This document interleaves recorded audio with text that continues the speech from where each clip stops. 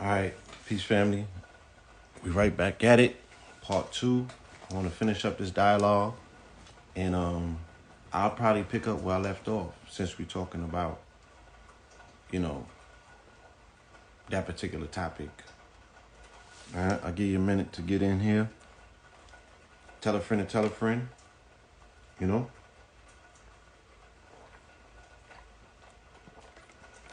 peace to the God.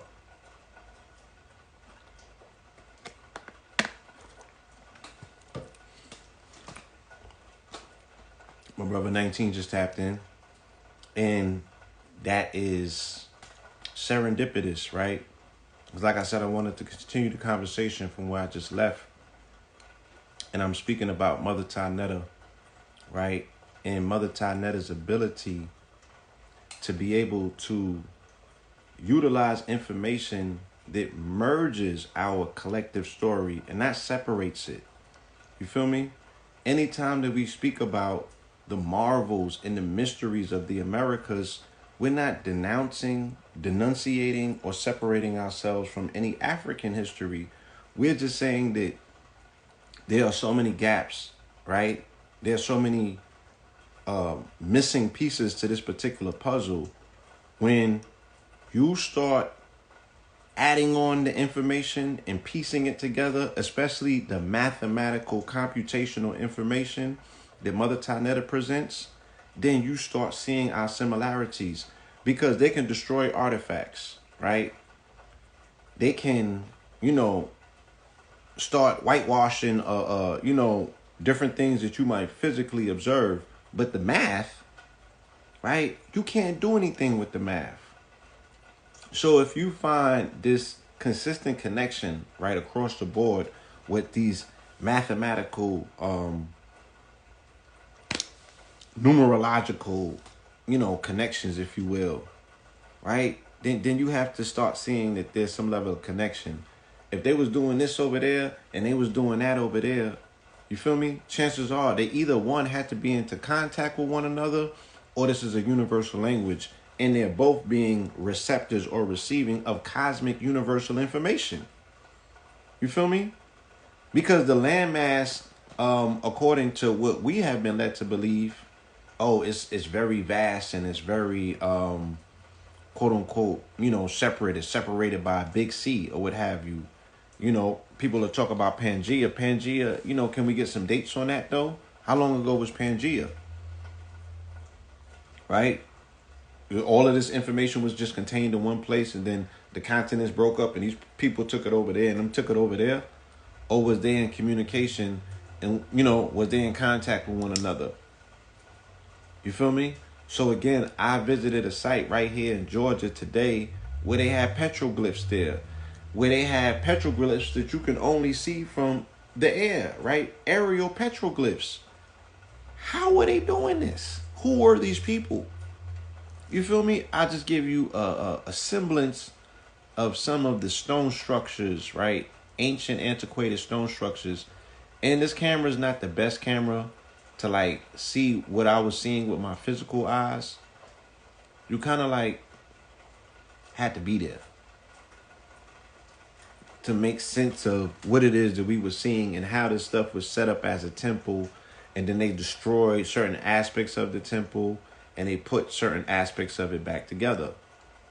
You know what I'm saying?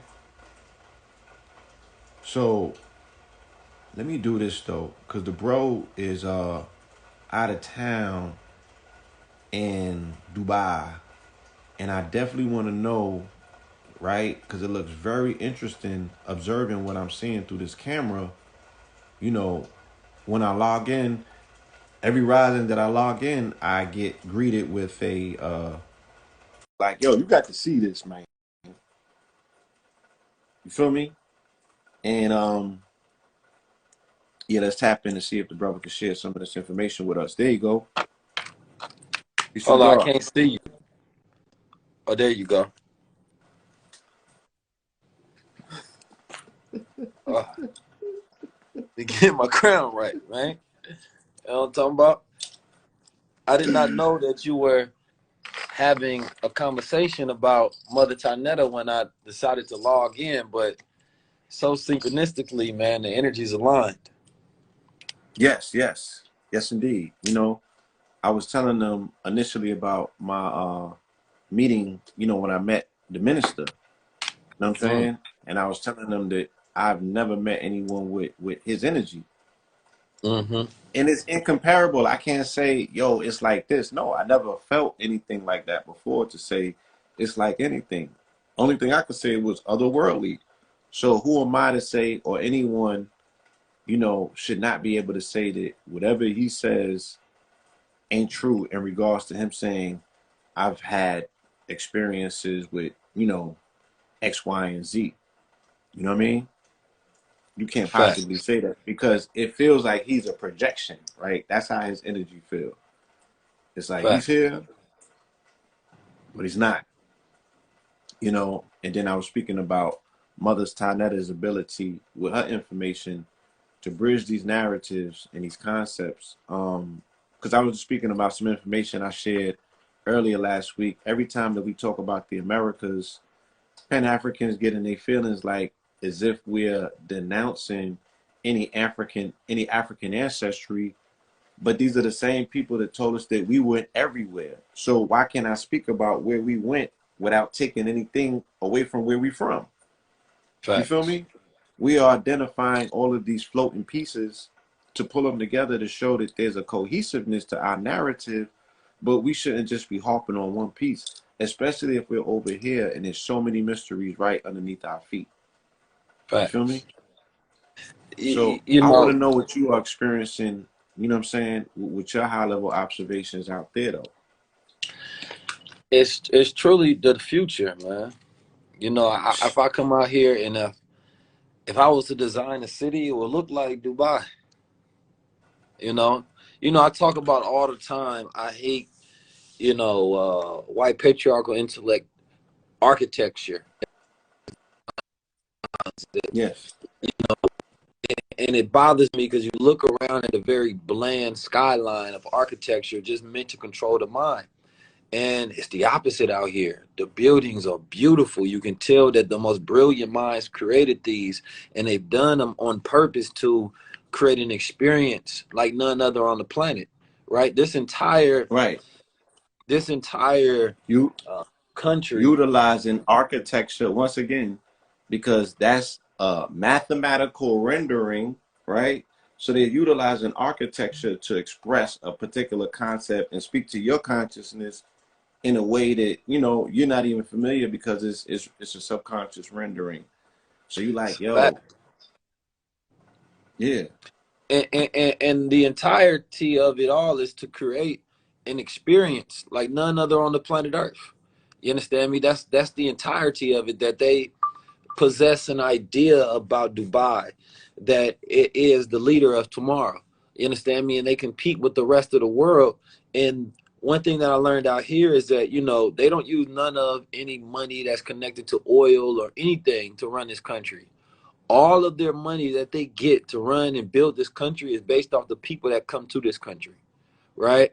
So every single dollar is based on the consumers that travel here. So they create an experience because that's what they want you to do. Enjoy yourself, spend money, right?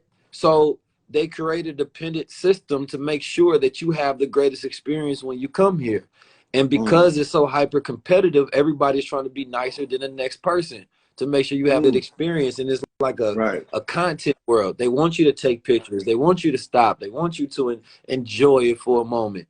They built so much here, and they right now they're ciphering a brain trust. So if you're the best in your field at something, they'll pay you to come here and do whatever you're good at.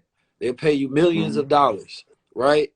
And right, it's amazing. It's almost like being in one big social experiment, but you get to see what the ideas of competing countries have to do in the future, especially as things advance. And Dubai has just decided that it will be one of the leaders in that advancement, right? Because they have a king here, the Sheikh Mohammed Ibn, right?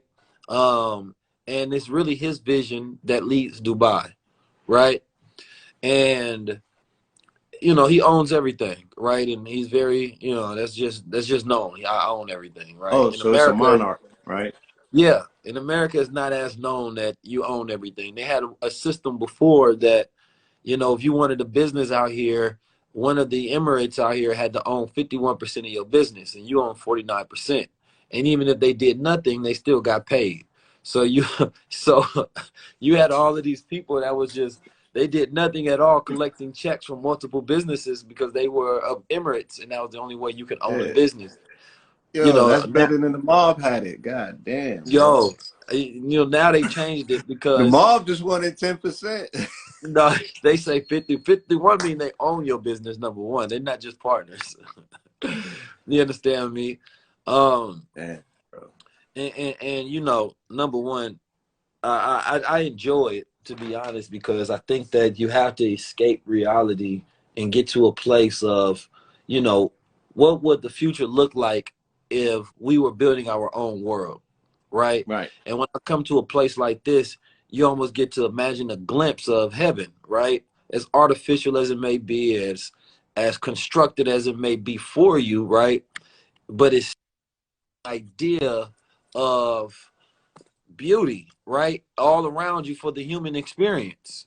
And I think that everybody needs to experience a place like this, whether it's this or not, but a place like this to envision what we need to build for ourselves, right? You know, when So, we talk yeah. about building in nature and the way that they built this city, I mean, is just amazing in every aspect of it, right? It's very embracing the technology of now, building crypto cities, blockchain, right? AI smart contracts, everything that has to do with technological advancements, right? And embracing, right, human ingenuity and innovativeness and creating a place that it's like they built an artificial island that is existing like Atlantis, right? Right.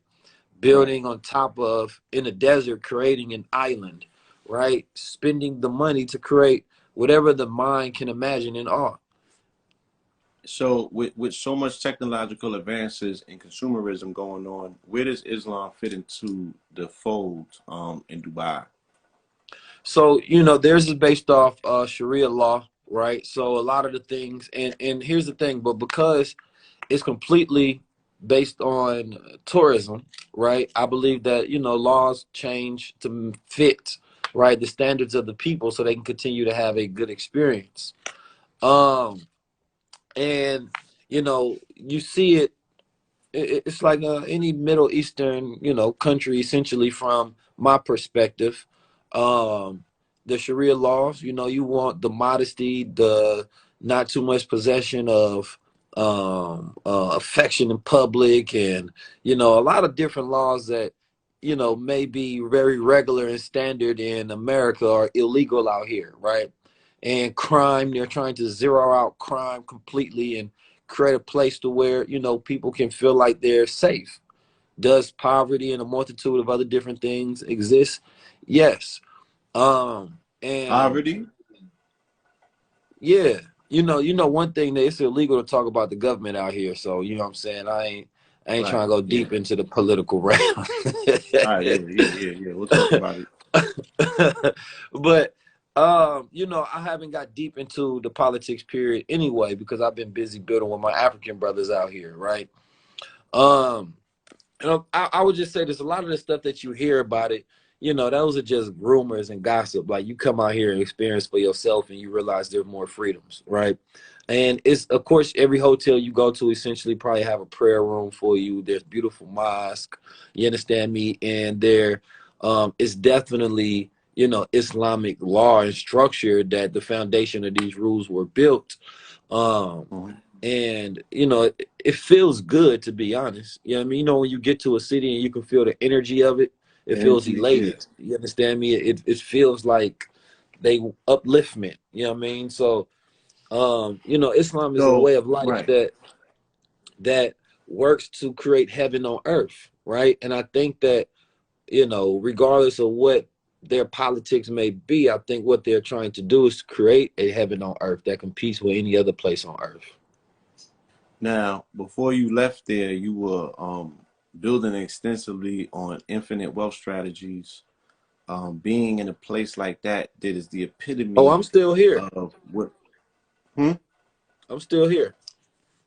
No, I understand that. I'm saying being there, in a place that epitomizes wealth, how has that advanced your narrative? Like, what have you been able to extract from being, you know what I'm saying, in that edifice, in that place? Like, how has that helped your strategies? Yeah, no, that's a great question. Global business is a must. You know, this trip more than any other trip, I think just really opened my mind up to the necessity of us having to do business globally. And global Globally, business is yeah. when you have physical presence in a place. International business is like me shipping out to different places, right? But global business and presence is necessary because, it's like I could get an office out here in Dubai and set up shop, right? And create business and do international affairs with different people that come in and out. And so now it's getting me in the mindset of understanding, like, the world is very small, right? What's a quick 12-hour trip to a place that you can stay, right? To where you may be paying 2,000 a month, maybe. You understand me? It has competitive prices with Atlanta or New York or right LA, and you don't even realize that you have so many opportunities that are open Right. for you that we're not utilizing because we're doing business only in our geographical surveys, right, in our jurisdictions. And so we have to the expansiveness is that even if I want to do an event, like maybe my next event is unveiling a product out here in Dubai where they're more blockchain and crypto friendly and understanding, right? Rather than localizing it in my areas. And what that allows as well is when you have these corners of global commerce, right? Then you're tapping into different sources around the world, right? And so I know that my mission is to do global business, right? And that's what I'm doing, literally. And it's like this is a meeting ground, essentially, right? Where people from all different walks of life are coming, billionaires, millionaires, right? And a lot of the problems that we tend to want to solve in America, we have to go globally to get the solutions, to get Right. the partners, to get the networks, to build the infrastructure. And our skills, talents, and gifts that exist within us, right, can be utilized and advanced when we go around other people because maybe we've maximized our value in America when it comes to certain gifts and talents, right? And then once we maximize and we try to bring with other people, then we do that, we maximize that to a certain extent, because I think that the way our people are going to have to move forward is that we outsource our strategies to bring solutions for each other. But I think it's like we're one big family trying to work out our problems around each other. And it's like, no, we need to go to far lands, get a different Right. mindset, get different business partners, then come back. And so I think we, as people, Black people in America, need to outsource and travel and go global and build around the world. And that's the only way we're going to see true progress in heaven on this earth. I just don't think it's going to exist with us fighting in America for what happened in America. In America, right? You gotta, asymmetrically, if you approach it from a different angle from outside, you know what I mean? You really never know who you can partner with, who you can get help from, or Mm-hmm. what you can extract in terms of, your cultural exposures to be like, damn, maybe sitting at the table as a group and eating together with our hands, you feel me? Right. Maybe that might take this level of pettiness away from the people. You know what I'm It saying? may. Like there's just different things that bring different levels of trust that traditionally, societies have done because they work. Right. You feel me? And I'm And like, and we have to go see, not to cut your wisdom, but we, for everything that we've taught, and I mean everything about every single country that we know, we have to go see it for ourselves. That's just the fact. Don't, like, whatever conceptions that you have about countries, their cultures, the crime rates, right? Things that you've heard, just throw them away, right? A lot of the things that exist in our minds are only none of the things that benefits us for expansion, right? They detriment so that they cause fear and they don't allow us to continue to grow and move forward. I face, like, when I think about the amount of envy and jealousy and the small mindedness that I deal with in America, trying to work Who with, hating on you, right? cuz? Oh, brother, it's just, that come with the territory, brother. You see how fly these glasses is, man. Somebody gotta hate them. You know what I'm saying? Yo, But I'm gonna share a story with you when you finish here. but that's something that I expect, because at the end of the day, you just have to realize we too close to each other, right? Yeah, We too proximity. close to each other, and we appreciate each other more when we go further. You understand me? Like somebody that may been hating on me in America might looking at me in Dubai like, damn, I ain't gonna lie, I like that though. You understand me? I Bro, gave them like room I for they said, hate, and they hate didn't reach my over here. my world got transformed and changed when I went to the UK, Yeah, right? Because I had never experienced that amount of love, and it was genuine. And the shit over here be felonious. It's like you really don't understand what it's about till you really go other places, and those people who don't, right? It's that, like you said, proximity. Oh, I know how to get at. I see this nigga all. You know what I'm saying? Like people don't realize what they have in a presence, and they spend a lot of time attempting to figure out how they're gonna get around something rather than engage it. And it's yeah. like, damn, bro. Like, But imagine the feeling of you know, feeling distant. And it's like me now looking at everything that's happening in America and across. And one thing I want to say is that this Juneteenth has probably been the most advanced Juneteenth I've seen when I talk about the success that I see black men and women having and the type of events that they're throwing. I mean, bro, you got bro, to take us to, they was spending they were spending a lot of, what I'm saying, currency was being exchanged this strong, and like they showed mega love in Kentucky. And then when I got back to the A, every vendor was popping at the festival. Like there was a lot of commerce, and Europeans even came to that park and was breaking bread, buying stuff up, for what it's worth. Um, yeah, it's things are changing. You feel me? And it's very important. It's imperative to have a global outlook and bring something to our people that's renewed.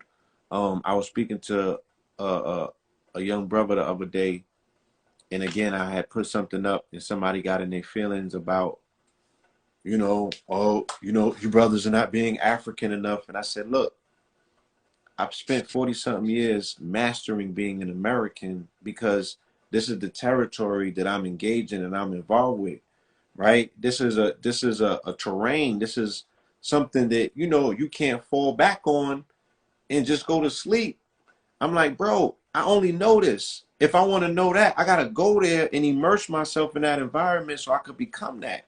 I'm not gonna learn it from a book. I can't learn it from a DVD. And even if it's in my DNA, I gotta activate the DNA that keeps my head on the swivel to make sure that I survive this thing. This thing is engaging. plus You it's feel me? not They our, swinging scimitars out here every day, trying to chop bro. heads off. I'm like, bro, Listen, we are not valuable if we act like Africans to the rest of the world because the world already has a continent full of Africans, right? But when we are Native Americans, when we are original people, when we are true to, our experience and who we are and our perspective and our culture or lack thereof, that's when we have a value to the rest of the world. Right. But for us to put on a daishiki and to recite the Netta lecture and to act as if we know, but not to possess the experience, that doesn't make us valuable to nobody else. You get around them and they, oh, you just acting like me. You're you imitating. just fronting. Yeah, you fronting. What You about what? false flagging. They like you got that kente on with that on and that don't match, and then you look silly when you was just trying to be African and you didn't understand the distinctions that come along with that. And it's like, yo, be who you are, right? Because then when we went to UK and you went to Africa, the Africans was like, yo, I learned how to be more African by Yeah, watching you brothers. facts. And we That's weren't our attempting value. to be quote unquote African in our dispositions. We was incorporating the fact that we God, so we everything, right? and you're gonna get a little bit of this, you're gonna get a little bit of that, but you have to get it in our own cultural expression because this is who we are, what we know. We're being genuine. Right. Right. And we got to be So true to ourselves. If you discount everything that makes us who we are, and what makes us who we are is the experience that we go through, the perspectives that we have, the visions that we have, the creative essence that we possess. There was a lady that told me today, she stopped and she was in awe. She was mesmerized. She said, she was from Nippon, and she said, I've never seen nobody like you before. You understand me? She was like, you're right, gorgeous, right? And but she said it in the awe, and that's how they all stare and look like, yo, you guys are it. You understand me? But only right, when you know yourself. Because I'm sure she's seen other men from America before, but to see a man adorned in the symbolisms that he knows who he is, that he carries himself, that he walks in a certain essence and energy as he moves and control the room, that's our value. I wasn't trying to be like no one else. And so when you see an original man, you're forced to recognize that original man. And so any one of us, and that's the issue, is that a lot of brothers, they failed to tap into their original essence, so they tried to mimic everyone else, right? mm-hmm, And then that you tapped in and you're comfortable in your original essence, right? And so they like, no, come be like me. It's like, no, I'm not going to copy you because you didn't know that you were original. You understand me? And you became a copy of originals. That's not how we do. So right, the beautiful nature that we have as men, especially those who, build industry and business and skill sets and have knowledge of self, once you go into the world, you are the most valuable asset that was ever produced, right? yeah, I, I would dare say that my perspective is one of the greatest perspectives on the history of the world. The way that I take, information and conceptualize it and give it to the masses and create a value out of it that's right, universal. And I would not know that if I didn't travel the world and I didn't increase in my perspective. If I hid my mind because I was tired of everyone thinking differently and I assimilated myself, then I would not have a value to the world.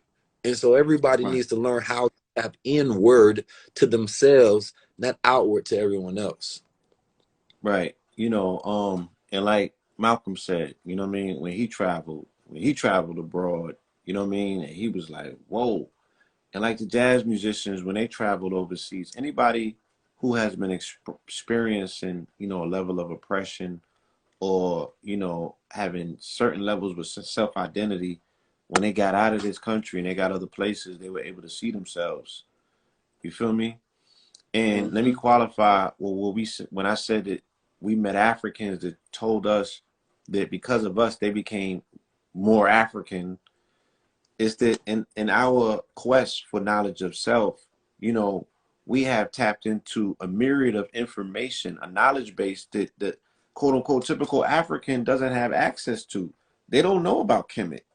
They don't know about them ancient, information. They can't tie together, Dogon history with X, Y, and Z. Like that's not how they're thinking. You feel me? And they're not necessarily on their Sankofa. They're not looking back to go forward. They're dealing with what's right in front of them. So it's a novelty to be able to come across this information and to learn something new. And they're thankful for that. Their appreciation level is totally different though than what you counter in the Americas. Let me share this real quick story. So on Saturday, we had an after event in Kentucky, right? So it was me, my brother, brother Ben, and the brother Jake Taylor came out, right? So we was at a venue, and the presenter, he presented us, and his observation or his titling, he was like, man, these brothers are scholars. So this elder gets up, right? I want to know what make you niggas scholars, right? I fought for my country. I've been in this community for 30 years. You know what I'm saying? I've raised money. I've done this. I've done that. But I got beat out of my money. The community don't receive me a particular way. you know, and he was just being very angry, right? He was literally trying to come at us. And each one of us dealt with it diplomatically and explained to him, we was like, first of all, that's not what we called ourselves. That's what bro called us. But this might, I'm gonna give you an idea of why he might perceive it as such. You feel me? And when we finished explaining our narrative to him, he wanted to get up and leave because he's like, oh, I'm not welcome here. And we wouldn't allow him to leave. We was like, bro, you're gonna sit down and get this work, but this love. And then after that, he started revealing the fact that he was abused as a child, right? And he went to the army. The white man gave him a rifle, right? And allowed him to go and take his pain out on other people to look like him around the world. And then he came home with that same pain. So he needed a hug. He needed to be loved on because here was a 60-something-year-old man who no one ever told, yo, you got the ability, yo, forgive yourself. You know what I'm saying? And forget the other people who, you know, did whatever to you. Then he was telling them, you know, it was brothers that look just like you that did something to me. He was speaking to Ben X, you know, talking about NOI, people from the nation, because he's a Christian and he said that they tried to jump him before. He was just going off. You feel me? But I said, look, this brother represents the prototypical elder mindset of the individuals who have still been holding grudges for 30, 40, 50 years and have not given the younger generation a chance even to hear what we about or what we got to say, because you still holding on to beef, you know, during Malcolm time. And I'm like, bro, you missing the whole point. Mm-hmm. You feel me? They dead frozen in emotions. They become dead and they become dead and frozen in emotions. And dangerous. Yeah. And so, you know, I typically, you know, stay away from that type of energy just because of the way I navigate my circumstances. You know, Elijah, he just moves me away from those typical energies. You understand me? And I've learned to that we have a whole world of people that are unhealed, that are burdened. You understand me? That are broken, that are diseased, that are mentally, you know, slaves. And we have two options as healers. We can become addicted to trying to heal everyone, right? Or we can create environments, right, that stimulate healing and that allow people to be free from those things that burden them. And what I mean by that is that we have people who live their entire lives working and trying to help people, but they never feel like they make enough or a very effective measurement of change. You understand me? And so they go their whole lives putting in what we call the work, but never being effective enough to move the needle, right? And then you see other people that look at that and say, that's not the life I want for me, because that very person that's helping everybody else is depressed and broke, right? And lost and don't really have hope when they go home by themselves. And the only measurement of happiness that they get is the feeling and the fact that they helping others, right? And then you got this generation that observes that and says that I don't want to live a life to where I'm sacrificing to try to assist other people who I never fully recover or fully heal, but I get to dedicate myself to a feeling of what makes me feel useful, right? Instead, I want to be so effective in what I do that I'm producing an opportunity for people to be able to heal themselves and for me to live at the greatest heights, right, of my own life, right? And then this to be a efficient way for me to affect more and more people by inspiring people to heal themselves, right? Because every one of our lives is so precious that none of us are supposed to sacrifice for one another, right? Because what makes your life less precious than another that you give it for another life if they have of equal value, right?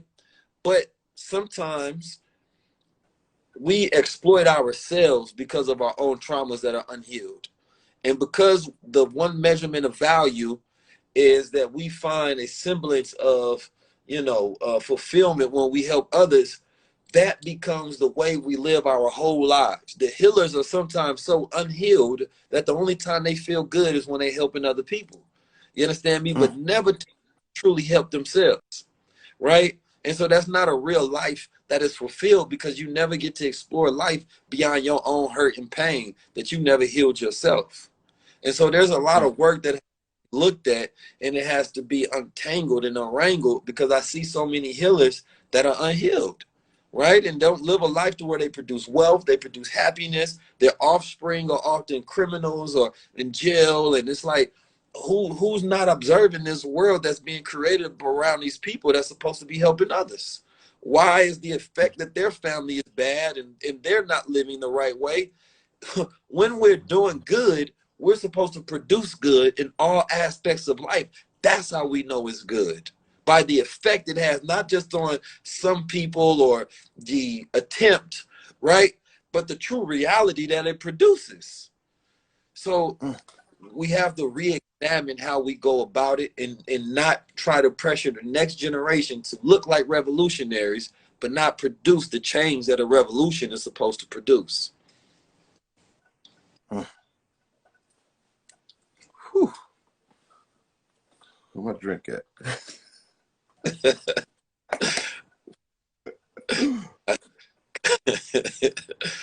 You know, it just, I just want to really issues in the solutions. Like, we have so much brilliance, man. You know, sometimes I can have conversations and I could drop a tear. Brilliant. A lot of times I met myself from like 3 layers, that if I really let myself stop and feel it all, a wave of emotions comes over me, right? Because that's the passion and the intensity of which I move about this world. Like, I always have to consistently move, and then I have to realize, like, you know, don't always move because you're running from something. Move because you're making progress. And there's a difference, right?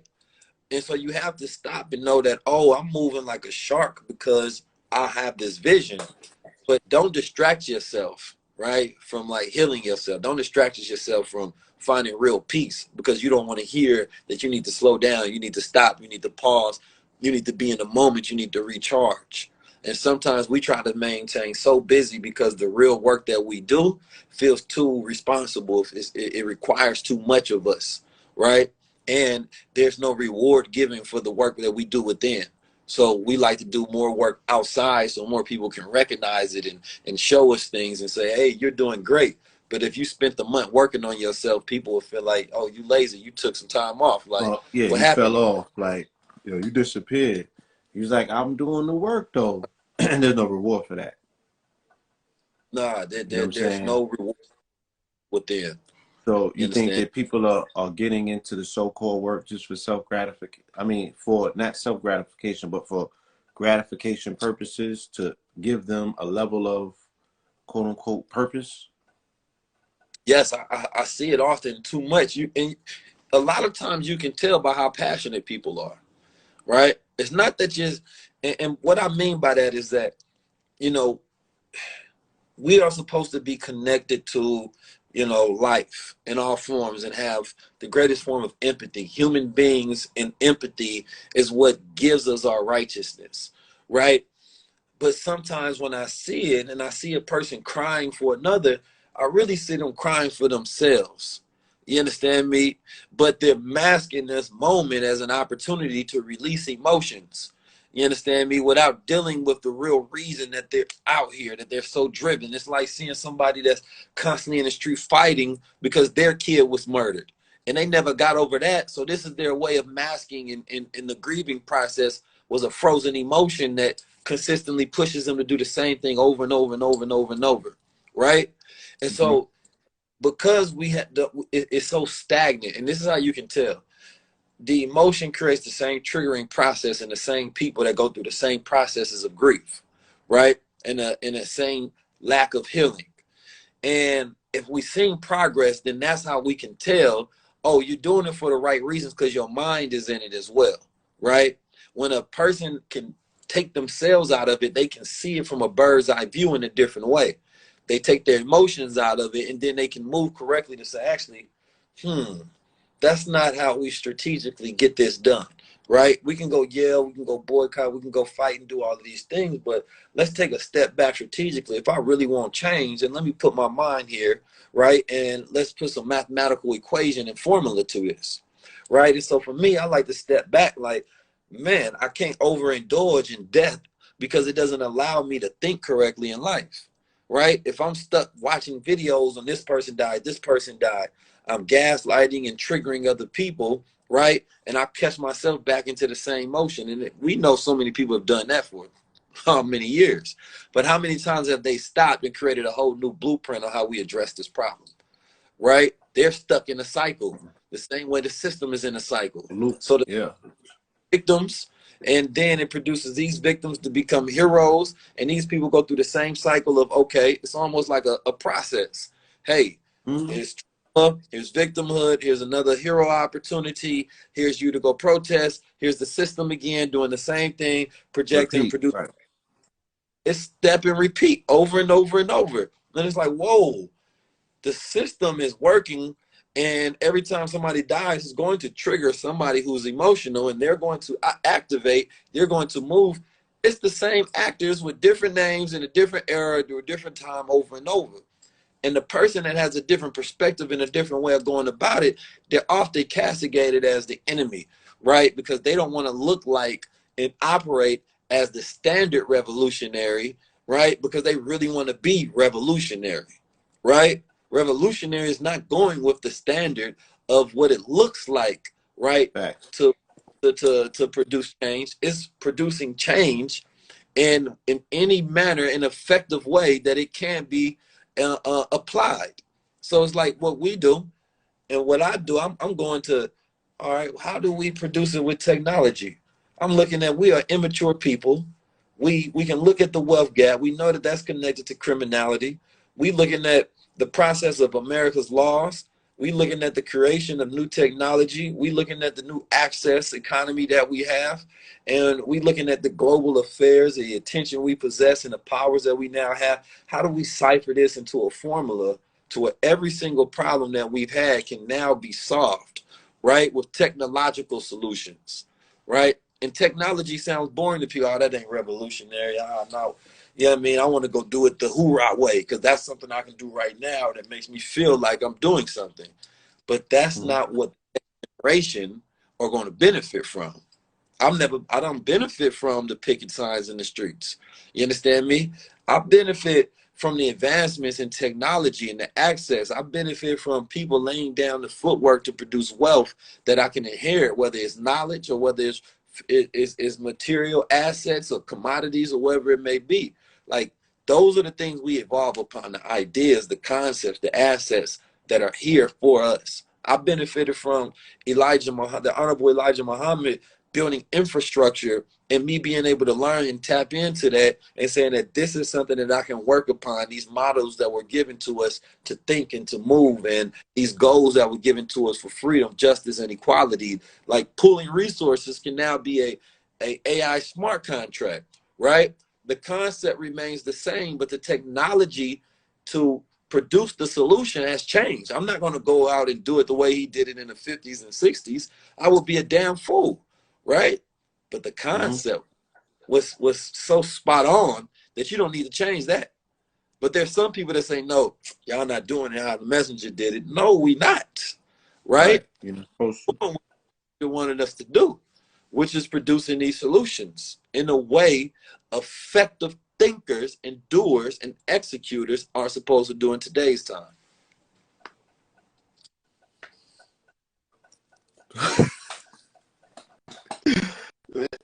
Well, here's maybe to follow this stuff. What is 6 in the morning over there, bro? You woke up like this? Yes, sir. I didn't go to sleep. You know what I mean? There's so much to do, man. I keep saying that wealth. We just got. You've been on that Goldwater, okay? You've been on that Goldwater. You ain't even go to sleep yet. Oh, dude, man. Yeah, that's gold. How can you be in a world where somebody's? I'm literally in a country where a man is building his own world. How can I not think of building my own? You understand me? Like, how can I not filter this experience to think about how we can improve our own experiences on this planet? You know, and if people allow themselves to be led and to listen and submit to their higher selves, you know, we can all produce something monumentally different. But I want people to break the patterns. You understand me? It's the patterns that kill us. And once we break the patterns, we find ourselves putting things in the algorithm that changes the output. You understand me? But the algorithm is so used to everything that we're doing, it predicts Right. us. All our behavior. Predictable. Right. That person that will never leave their hood, you understand me? That's predictable. That person that is wants to remain, you understand me, unconscious to the solutions, right? They never become harmful. They never become a threat to the system, right? So they must remain as they are. But imagine if we just did unpredictable things. This world would change. But our people are everything, you understand me, but unpredictable, right? Every holiday, every year, we can consistently see what we're going to do, how we're going to react, because they have crowd control.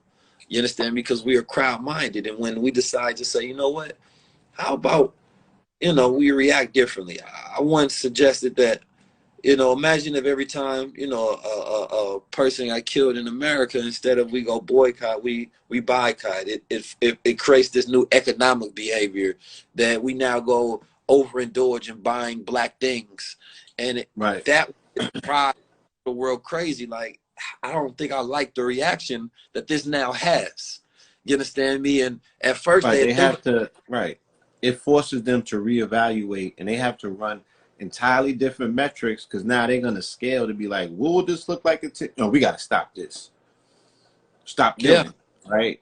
So they're yes, gonna put a moratorium on that behavior because they can gauge what the outcome will be economically in the future, and they're like, that's not gonna be to our benefit. So if we're not willing to do something that's gonna break the mold and shift the paradigm, then we wasting our time.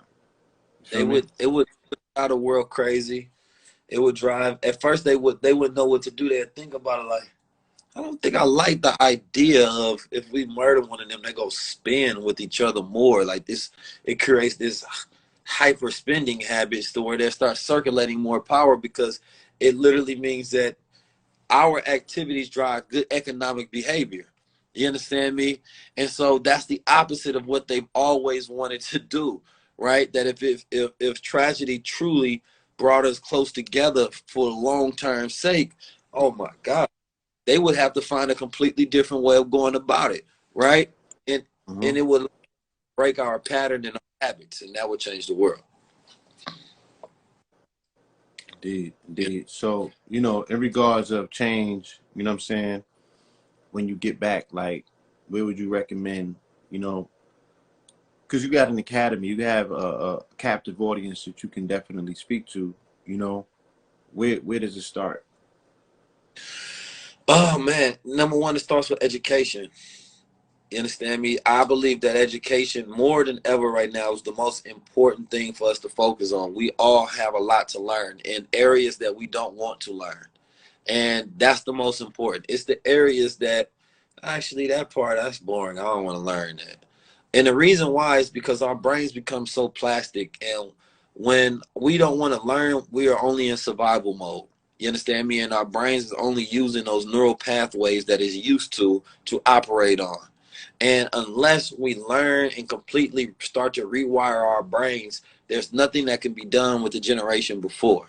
You understand me? And so everybody in the generation before, and I definitely do believe that, you know, mindfulness and technology have to be two components that we tap into. Family order is the most important order of the day. If we can literally sit down with our families, right, and give them a plot, plan, and projection of what us coming together and organizing ourselves as a business would look for us, and there has to be somebody who takes the helm of that to say, you know what, all right, we've been operating. Some of us been doing good. Y'all see what I've been doing over here. Here's the plan for it. I'm not gonna wait on y'all. You understand me? But here's the plan that I have. here, I'm gonna hire you for this role, I'm gonna hire you for this role. We go set up our businesses. I have the trust set up already. This trust is going to automatically send out funds if everybody plays their role and this business is operating. This is the way that our family is going to benefit for the next 10, 20, 30, 40 years, right? And we literally organize that the same way a company or organization does. I'm not expecting every single family on here to do it. But if there's 10 families, then that's 10 more families that other 10 families can work with, right? And the thing about it is how many houses can we create? Like I got the house of keys, right? The house of pills, right? How many houses can we create that works together with each other? You understand me? And so that's why we don't need everybody, because one family can represent generations of rulership, right? And so those who have the ability, and by family, listen, you can adopt people into your trust that's not blood for you. You understand me? And so you have to understand that who are those 2 to 3 people that I can work with that will take this plan and that will believe in me, and I will treat like family, and we will have our family goals, our family mission, our family values, right? We will set up our trust in our estate. We will have our business plan. We will have our operators mandate on how we're going to move forward. But we also have to make sure that we have a spiritual manual for how we're going to move, agree to those values. We all have to learn in different segments so that we can bring a different set of value to the table. One person must know the crypto. One person must understand the market. One person must understand the blockchain. One person must understand the land development and real estate. One person must understand the laws when it comes to the remedy and the correction of status and a multitude of other different things. And we take our checklist, and that's where we operate from.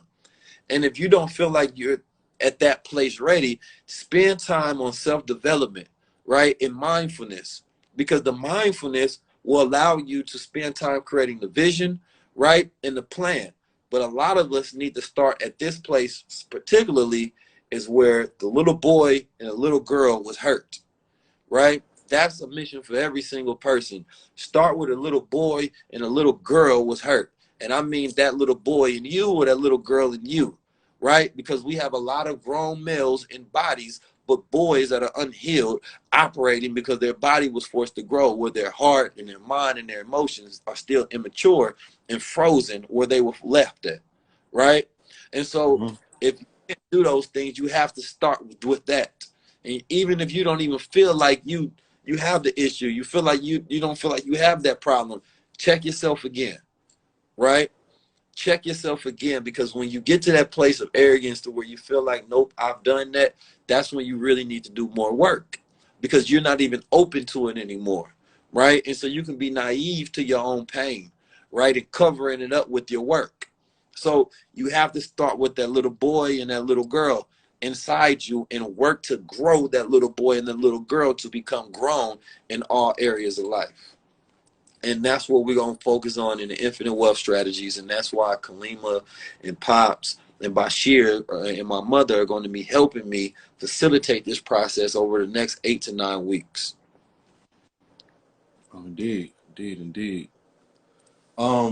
When can they look forward? When is the next upcoming Infinite Wealth Strategy class? How can they tap into that?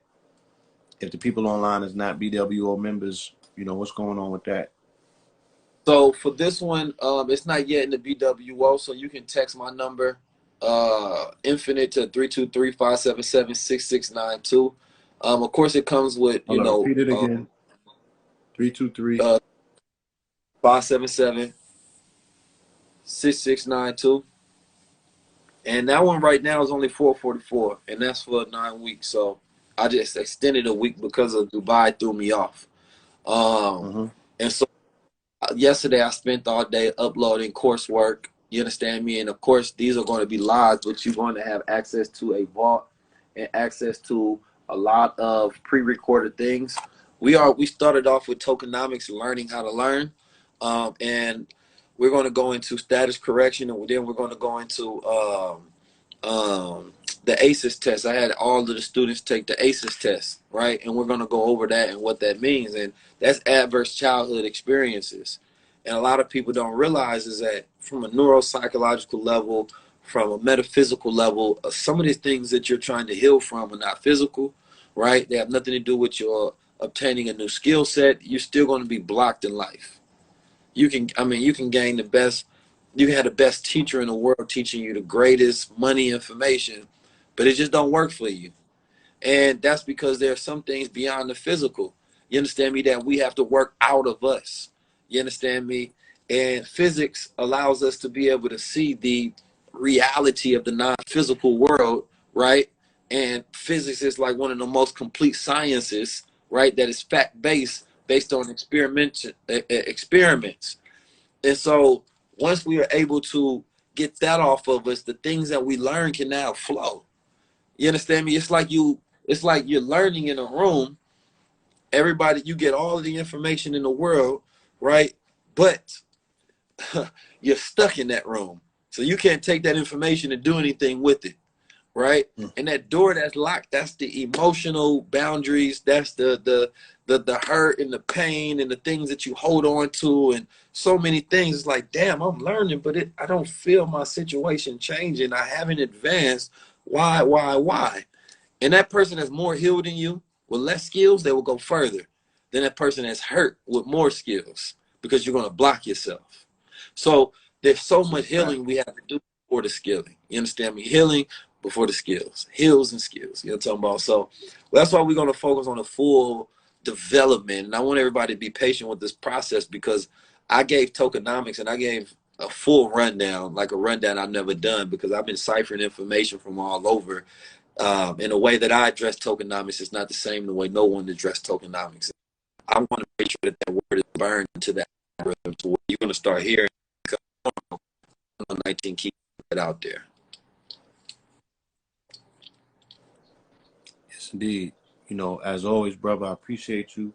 I thank you for the insight, the information, and the energy that you brought to this live. I definitely want to save this so we can upload this, you know, and have people tap in and benefit from this immense knowledge, you know, this pool of knowledge. You feel me? You know, you started off with Mother Tanetta, and Mother Tanetta is one of my favorite feminine divine healers and beings, you know what I mean, on this planet. She I need more people to know about her, you know. Yeah. She's guided me to different worlds and portals, and I have so many writings that most people, you know, don't know about. And what I was explaining is, I have to get this course out because I have to be able to throw everything I know about marketing and branding and global networking and thought leadership and every aspect that I've used to produce myself into this point. It has to be putting in a place where people can learn. Then I can go to my literature and I can take all of the stuff that I've got written and I can put my books out, because that's where the real legacy begins. I have too much written that the world needs. And I was sharing that with Bree the other day, and it just reminded me, like, that version of myself that spent that time creating that is different than the version of myself now, because I was so deep into work. I was so deep into the dimensions that I was creating things to really heal the world and really enlighten the world. And now it's a different type of work. So I got to go back and give those keys before I can move forward on what my mission is. But study Mother Tanetta. We got under a minute left. Right. Study Mother Tanetta family. TYNETTA. All right. And tap into Goldwater. We have an amazing opportunity, solstice celebration sale going on right now. So get involved, y'all. Protect yourself, prioritize your health. Peace, love, and light. To the next time.